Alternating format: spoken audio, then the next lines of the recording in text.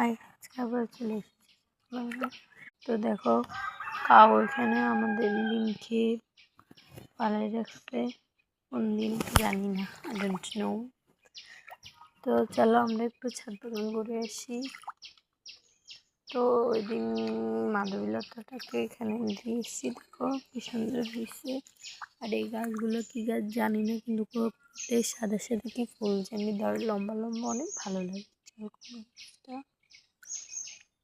আল্লাহ, এটা আমি কি দেখছি বলার বাইরে। তো মানে আমার ছাদ বাগানটা, আমি যত মন খারাপ নিয়ে ছাদে আসি না কেন, আমার মনটা ভালো হয়ে যায়। তো ওই দিন একটা ডাল এনে লাগাইছিলাম, ওটা বৃষ্টিতে মারা গেছিলো। তারপরে আমি একটা ডাল এখানেও লাগাইছি, ওটা দেখো সুন্দর কানাশা খাবার আছে, এটাও হয়ে গেছে।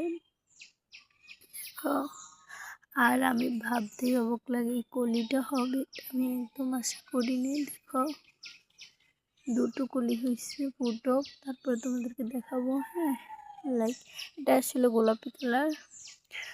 মানে আমি এটা বিশ্বাস করতে পারতেছি না, তোমরা আমাকে লাইক দাও না, মানে আমাকে ভালো লাগে না, একটু বেশি করে লাইক দেবা। হ্যাঁ, তো কিছু ফুলের সাথে পরিচয় করে চলো আমরা এখন ফুল গাছের সাথে যাবো। চলো দেখো, এই ফুল গাছের ব্র্যান্ডটা শিল, আর এই ফুলটার নাম হলো গন্ধরাজ। কি সুন্দর একটা গাছ, এটা কিন্তু তোমরা সবাই চিনো, হাইব্রিড নয়নতারা। এটা অনেক সুন্দর, এটাকেও চিনো, মাইক ফুল। আর আরেকটা জিনিস দেখাই, এই ফুলটা তো পুরো বছরে থাকে, তোমরা এটা জানো। এখন বৃষ্টির কারণে গাছে অল্প ফুল, এগুলো অনেক কিউট লাগে আমার থেকে।